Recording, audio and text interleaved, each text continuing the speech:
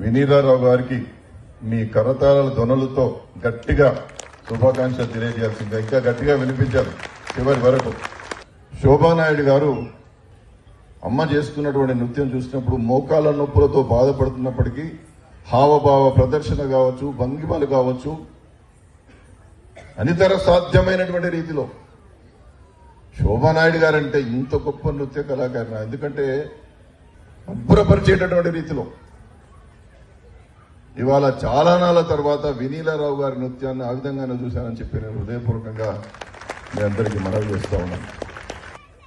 వినీలారావు గారు చేసినటువంటి నృత్య భంగిమలలో ఉన్నటువంటి పరిపక్వత, భంగిమలలో ఉన్నటువంటి పరిపుష్టత చాలా స్పష్టంగా కనిపించింది. నృత్యాలు నేర్పిస్తే ఇలాంటి గురువుల దగ్గరనే నేర్పించాలని చెప్పడానికి నేను ఏమాత్రం దాన్ని అతిశయంగా తీసుకోవడం లేదని చెప్పి మీ అందరు కూడా సవినయంగా మనం చేస్తా ఉన్నాం. పరిపూర్ణమైనటువంటి గురువు గారిగా, పరిపూర్ణమైనటువంటి నృత్య కళాకారిణిగా ఏమాత్రం కూడా ఆలోచన చేయకుండా నేరుగా పద్మశ్రీ పురస్కారం ఇవ్వగలిగినటువంటి గొప్ప కళాకారుని అని చెప్పడానికి కూడా నేను ఏమాత్రం వెనుకడుగు వేయడం లేదని చెప్పి మనవి చేస్తూ ఉన్నాను.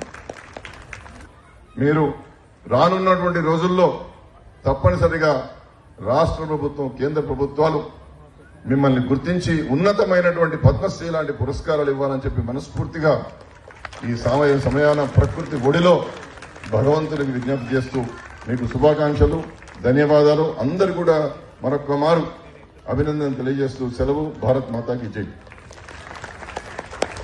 అద్భుతమైన ప్రసంగం.